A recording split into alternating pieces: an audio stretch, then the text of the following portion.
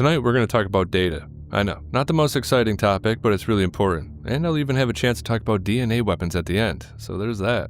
Anyway, I've noticed quite a few stories about massive data centers being built to power this new world, and I had some questions. So here's what I came up with. First of all, if you're trying to build a technocratic society, then data runs the world, obviously. But the implications are pretty crazy. We all kind of go through life with the understanding that everything we do in the digital space is being scooped up by both corporations and governments. But we rarely, if ever, think about what's actually being done with that data. Nor do many people contemplate how it could be used against them. Typically, people just conclude that it's for, marketing campaigns and consumerism, but there's a much darker reality at play. Basically, they're harvesting you. Every click, every keystroke, every step you take, every app you tap, and every whispered voice command, all collected and sold. But it's not really just data, it's more of a dossier on you. And even though it's comprised of your intimate details, you don't own it. It's theirs now, fed into a machine that never sleeps to create a sort of digital shadow. It's often described as a reflection of who you are in the real world. Your habits, your fears, and even those, dare I say, questionable late-night searches, all stitched together into a profile so complete it knows you better than you know yourself. This is actually at the core of Yuval Harari's Hacking Humans argument. When in the hands of the government, well, they don't need to guess your next move, they already mapped it, fed it through predictive AI, and with near certainty, they already know what you're going to do next. But it's not only about predicting behavior. When they decide to tighten those strings, that data doesn't just define you, it owns you. However, we should back up and ask ourselves, what is technocracy to begin with? And for that, let's jump over to Jesse Smith. Now, you can find all the articles that I'm going to talk about in the pinned comment. And I quote, "Technocracy can be defined as an impersonal and scientific method of managing all aspects of a society. Its primary concerns deal with how energy is produced and used." Sounds familiar. All environmental scare tactics. The environmentalists, the left actually, not environmentalists, groups on the left, understood that if you can control energy, you can control human beings. And that's what it was all about. But it does go much deeper than that. One of the best explanations dates back to 1937, where it states that technocracy is the science of social engineering, the scientific operation of the entire social mechanism to produce and distribute goods and services to the entire population. For the first time in human history, it's going to be done as a scientific and engineering problem. There will be no place for politics or politicians, finance or financiers, rackets or racketeers. The technocratic dream is revolutionary in scope, envisioning a total reorganization of industry, government, and law. Now, when they say they want to socially engineer all of society, they mean it. Hell, even the US Constitution to them is viewed as a relic, completely unfit to serve as a basis of governance and human rights. So, in other words, they're delusional. But it's true. Technocrats make no pretense about maintaining a representative form of government, be it a republic or a democracy. Its goal is to establish a scientific dictatorship. Technocrats have been highly critical of fascists, communists, socialists, and really every other political movement. But they don't seem to have a problem with their own totalitarian style of rule, termed a technate. Regardless of one's comprehension of their plan, a monumental reshaping of governments, economies, and societies is occurring right now. But not by elected representatives, constitutions, creeds, or the will of the people. Power is now concentrated in the hands of an exclusive class of scientists, technologists, engineers, and technicians, many of whom also happen to head multi-billion-dollar corporations. And that's exactly why Klaus Schwab and the WEF promote his ideology of public-private partnerships, merging the public sector, the government, with the private sector, corporations. Yeah, a form of fascism by definition. And it's too bad that words don't really mean anything anymore. Because it'd be great for all the people screaming about fascism every day to actually recognize when it's staring them in the face. Anyway, there is no better example of technocracy than Silicon Valley. They're now intimately woven into all aspects of governance and business. And this right here is a problem that we have to worry about on both sides of the aisle. Political tribalism has no role here. Anyway, stay on your toes because, as they say, technocrats are content with using politicians and the political system as a whole to quietly transform the government into a full-fledged technate from the inside out or vice versa. There's another big problem here too. Our entire world is being remade to accommodate this technocratic vision. Big tech products are ubiquitous and thought to be indispensable to our ultra-modern, future-oriented world. AI, robotics, the Internet of Things are touted as catalysts that can lead to a future of ease and prosperity for all. Yeah, if you believe their utopian sales pitch, which I don't. But it's all about the Fourth Industrial Revolution, which we talked about last time. However, there is one major caveat. This quote-unquote revolution has the potential to overtake humanity itself and render humans as hackable animals and useless people. In fact, some say that's their explicit goal. And I'm one of those people, to be honest. I mean, previously in history, if you were on the wrong side of history, if you didn't understand what was happening and you lost the competition, then you ended up as some kind of serf or manual laborer being exploited by the people who understand and have the power. Now, if you're left behind, you're facing something far worse, which is to be completely irrelevant. They won't even need you as a serf or as a slave. You know, it's always interesting to see how each pillar to this agenda bleeds into all the others. It's all connected. Here's what I mean. This sort of political system ties perfectly into their insane plan for population control. For example, a quote from Yuval Harari. And now fast forward to the early 21st century when we just don't need the vast majority of the population. Because the future is about developing more and more sophisticated technology, like, again, artificial intelligence, bioengineering. Most people don't contribute anything to that, except perhaps for their data. And whatever people are still doing, which is useful, these technologies increasingly will make redundant and will make it possible to replace the people. Now fast forward to the 21st century, where we just don't need the vast majority of the population. Most people don't contribute anything to that, except perhaps their data. And whatever people are still doing, which is useful, well, this technology increasingly will make it redundant. And it's going to make it possible to replace the people entirely. End of quote. And then we even have Larry Fink, who claims that massive population declines in modernized societies will be beneficial because it's going to speed up automation. If you forecast out the transformation that we're going to see across all societies because of AI, robotics, sensor technology, the speed in which this change is going to occur, I could argue in the developed countries, the big winners are countries that have shrinking populations. Okay, that's something that most people never talked about. You know, we always used to think shrinking population is a cause for negative growth. But in my conversations with the leadership of these large developed countries that have xenophobic immigration policies, they don't allow anybody to come in, shrinking unemployment, shrinking demographics, these countries will rapidly develop robotics and AI and technology. Yeah, essentially replacing humans with machines to the point that the entire job market collapses. And they say that's a great thing. But why would they say that?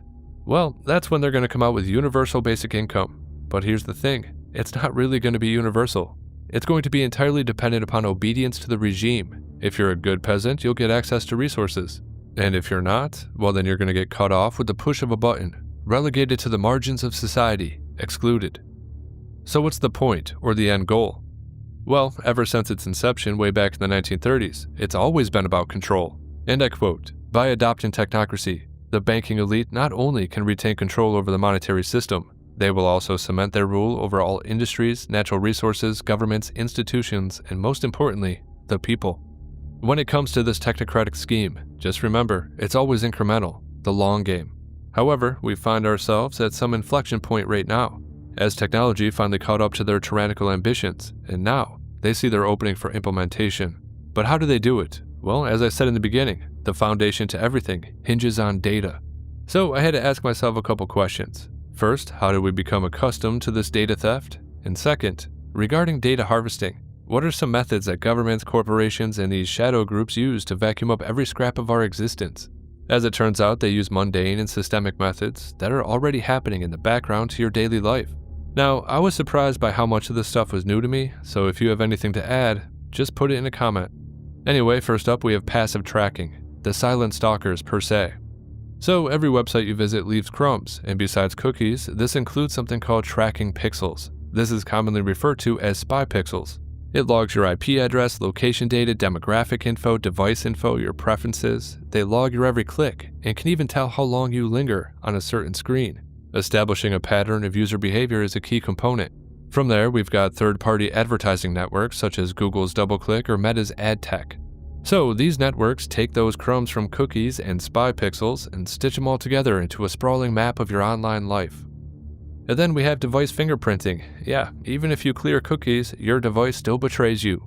Unique combos of browser version, screen resolution, and your IP address create a sort of digital ID that's tough to shake. So governments and firms use that to tag you across all platforms without your consent. And then of course you have app permissions, of which most people overlook. Even the weather app takes your location information, pinging it 24/7, and then sells it to data brokers. So they bundle it and sell it to anybody with the cash, and that includes state actors. But let's get into active collection. Now that simply means that you hand over the information quote-unquote willingly. Now I say that with quotes because look, it's uninformed consent. People don't read the user agreements or anything like that, they just skip to the bottom and accept. But this category includes everything on social media, every post, like, comment, or rant posted. It's a goldmine. Algorithms scrape your words, hashtags, or whatever, and connections, pair it with the metadata, which includes time, location, device you're using, and they use it to fill in the blanks. And once they do that, they basically have a timeline of your entire day. The crazy part is governments can subpoena that data, or they can just buy it from a data broker and they don't need a warrant. Have you ever filled out an online survey? Well, great, then everyone has your name, age, income, and habits, all funneled into a database that cross-references everything with terrifying precision. Have you ever wondered how they know that you were talking to your brother about buying a new car? Well, this is how, and I use that example because it happened to me recently. I mean, hell, even your voice assistant like Siri, Alexa, Google Home, well, they aren't just listening for when you say their name as the activation, alright? All background chatter gets scooped up, analyzed, and stored. Some leaks have indicated that Amazon's quote-unquote accidental recordings, as they call it, show you how your offhand shit-talking becomes fodder for their datasets. These quote-unquote accidental recordings have even been used in a murder case, if I remember correctly. Now, the data broker ecosystem is especially nefarious. Companies like Axicom or Experian buy scraps from apps, retailers, and they even use public records, and they mash them up into a profile. Income, voting history, medical records, all of it's included. In fact, if we jump over to Sociable real quick, US spy agencies are looking for cheaper and quicker ways to access and buy your data from private companies. This came from a 2022 report from the DNI. And yeah, we got a taste of how Uncle Sam was buying data from commercial vendors that it would otherwise need a warrant to acquire. But if they buy it from a private company, they don't need that. And on top of that, there's even something called dark pool trading on data. This includes data that's too sensitive for public sale. So imagine geolocation tags near military bases. Yeah, stuff like that. It's all traded quietly within the public sector, no paper trail, and no oversight. But from here, we have to talk about the invisible net and surveillance networks. So you have ISP monitoring. Your internet provider sees every site and every file downloaded. Now, there are certain laws that allow governments to tap into that for national security purposes, or so they say, and no notice is required. Now from here, we can even talk about mobile tower triangulation, as your cell phone pings cell towers constantly. Cell phone carriers and their government pals can track your movement down to a few meters, essentially building a heat map of your entire life. They even use this method called geofencing at protests, and this has been happening for years at this point. The invisible net includes traffic cameras, and in the future, the Internet of Things will be included too. Smart cities mean smart surveillance. License plates, facial recognition, and all smart connected devices feed real-time data into a centralized system. China's social credit system is currently the poster child. And so in that vein, I have to quickly mention biometric harvesting, something that we're going to have to contend with in the years to come. And again, we have facial recognition. Airports, new stores, and street cameras will scan your face, tie it to your identity via DMV records, probably. And they'll even connect it to all your family photos on Facebook. I mean, hell, there's a company called Clearview AI, and they have a database. And it's a collection of all of your selfies. Yeah, it's happening right now. However, we can't forget about the DNA databases like Ancestry.com and 23andMe.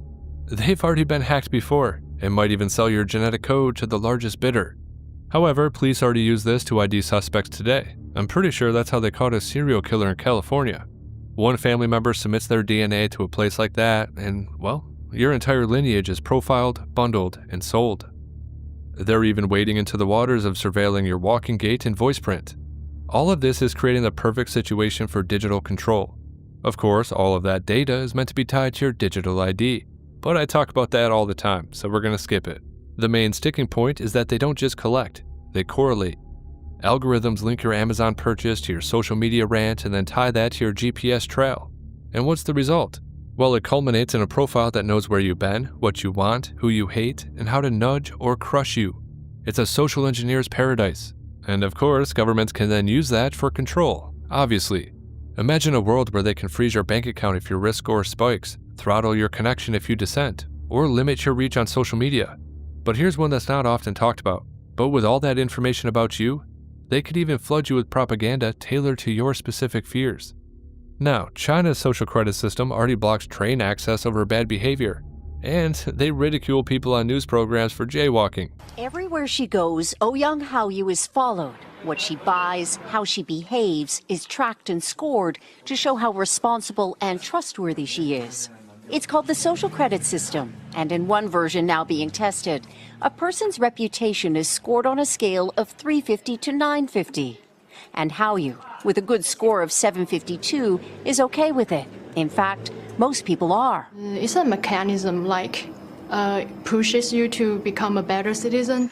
It's big data meets Big Brother, expanding how the government monitors, understands, and ultimately controls its 1.4 billion citizens. 这个是针对 Thanks to advances in artificial intelligence and facial recognition, and a web of more than 200 million surveillance cameras. Are people bothered by privacy concerns? We think the lot of camera keep the safety is really good. We can accept it.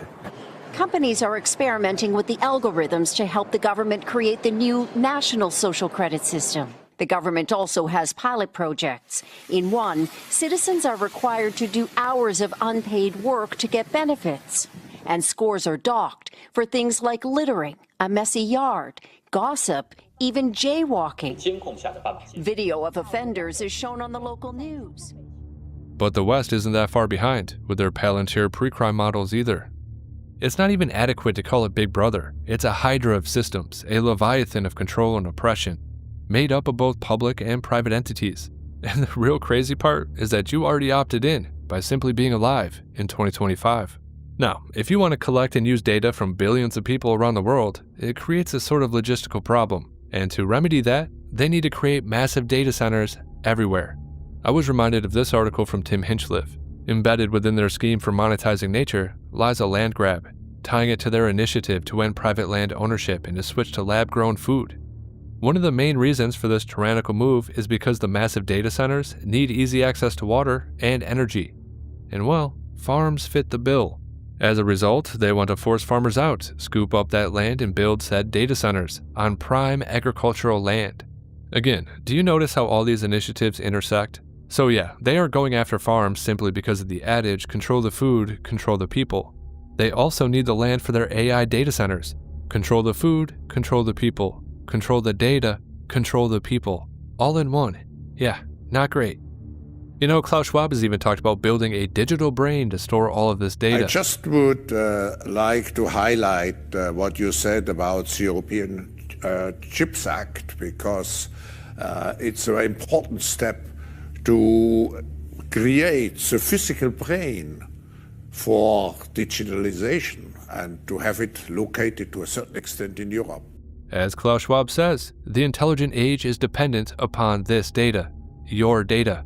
And as a result, I have a bunch of crazy stories about new data centers being built. So did you guys know that 3 Mile Island was purchased by Microsoft to turn it into a nuclear-powered data hub, all to power their artificial intelligence? Yeah, it's true. The infamous nuclear relic, once a poster child for meltdown mayhem, is in fact being resurrected. But not by some benevolent savior, but instead by the cold, calculated hand of big tech. Microsoft signed the deal for it in September 2024, and by 2028, they expected to pump out 835 megawatts of nuclear juice to power their AI systems.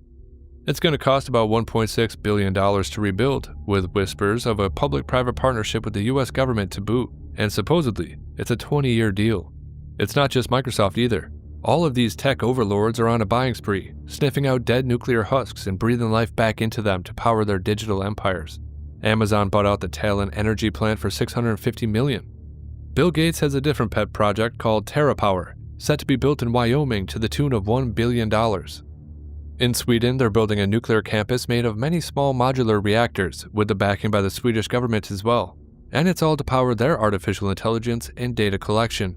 From there, we have the UK, who is trying to change an old car manufacturing facility into a nuclear-powered data center too. And then we have France, who is already a juggernaut in this space, considering 70% of their power comes from nuclear. But they're getting ready to launch one specifically for data too. Canada's doing it with the Ontario Power Generation Company, I believe, and are trying to coax big tech into investing there with rumors of Microsoft and Meta being involved. And we can't forget about China, who's building Linglong 1. It's billed as something for industrial use, but don't be fooled. China's tech giants and their insatiable need for data dwarf most nations' entire grid already. Now, I do have some honorable mentions. The state of Texas wants to build the equivalent of 30 nuclear reactors by 2030 to power exclusively AI data centers. And then we have Exxon, who wants to build an exclusive power grid not for consumer homes or businesses or even factories. They want to build an entirely separate power grid specifically for artificial intelligence. You know what's interesting? The Agenda 2030 people have backed themselves into yet another corner.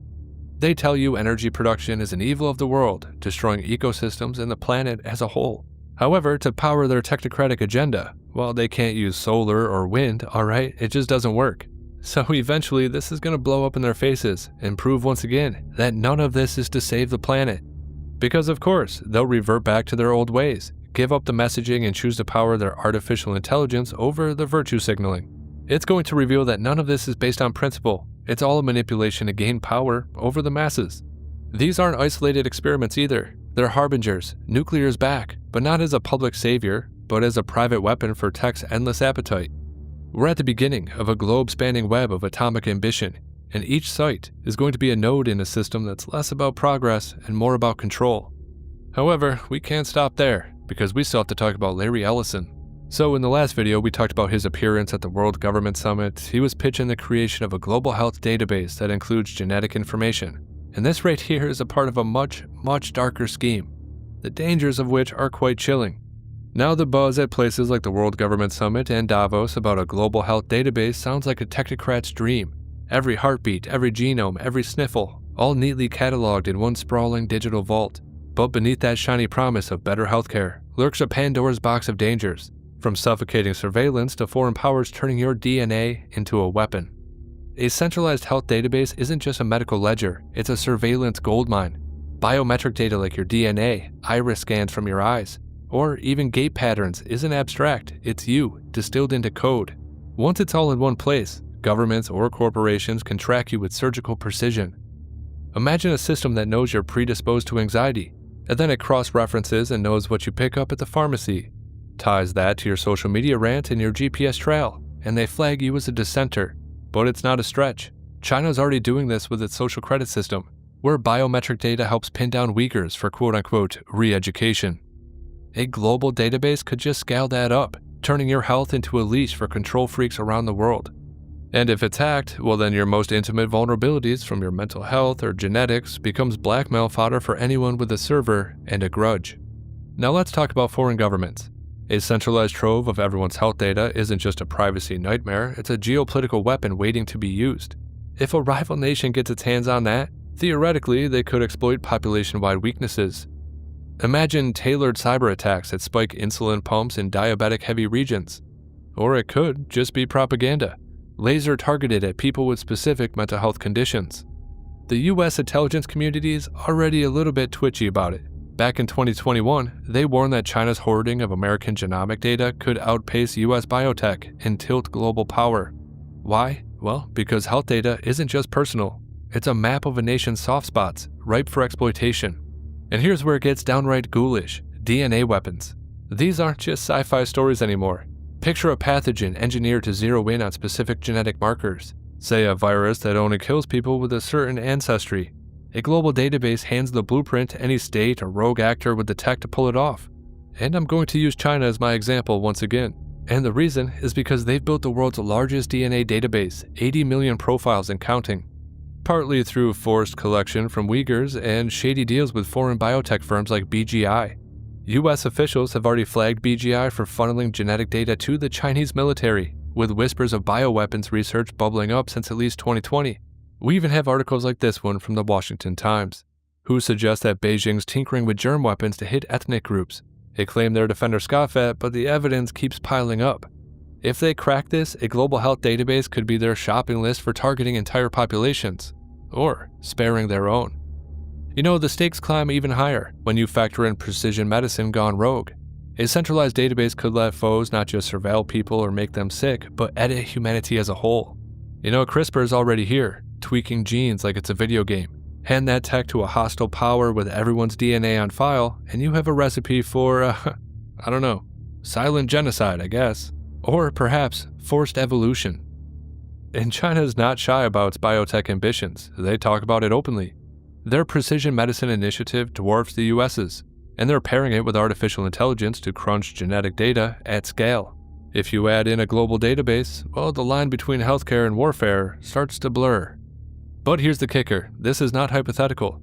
China's already been caught hacking US health companies. In 2015, they hacked Anthem, and they got 80 million records out of it. And offering COVID labs to states in 2020, well, that's just a Trojan horse for more DNA. Meanwhile, the Davos types push this one database idea like it's utopia, ignoring how these systems actually run and how vulnerable they actually are. The US cannot even shield its own data. Remember the 2019 Department of Homeland Security breach? Well, they got 200,000 face scans out of that. And this idea of a global vault would be the target of every hacker, spy, and dictator with a chip on their shoulder. So, the dangers? Well, you have surveillance that makes Orwell blush, foreign foes mapping your weaknesses, and DNA weapons that could rewrite humanity's endgame, all fueled by a database sold as progress. You know, DNA weapons are the stuff of nightmares. It's a future where your bloodline could be your death sentence, and the architects of this doom don't need bombs, just a vial and a grudge. No one's out there parading proof in the streets, but the signs are there. Biotech giants are tying themselves to the military, vast DNA data banks, and they have a hunger for dominance that doesn't bend to ethics. The danger isn't in the details we can't see, it's in the intent that we can see. A global health database like the ones that Davos talks about offers these shadowy hands the raw material, your genetic map, ripe for targeting. So by now the picture's clear, your data is not yours, it's theirs, a currency for control, hoarded in nuclear-fueled vaults and poised to turn your genes into a kill switch. With each day, the leash tightens, every step tracked, every breath weaponized, but it's not over. Awareness is the first fracture in their machine. This stuff is not fiction, it's already here, and possibly happening tomorrow. Now, why should you care? Well, for one, ignorance is their fuel. If you see it, call it out. This matters, not just for your privacy, but as stated, right now is the time to push for a future where you're more than a data point. Humanity right now is building the most sophisticated surveillance system in history. And overall, the strategy seems pretty clear to me. Control the data, control the world. Alright, so I started to lose my voice in this one, but I hope it was okay. Once again, this is Helio Wave. If you like the content, like, comment, and subscribe. Share the video if you want to. If you're in a position to, consider subscribing on Locals, or you can use PayPal. As always, make sure you disobey those true fascistas. And yes, I do hope you have a good night.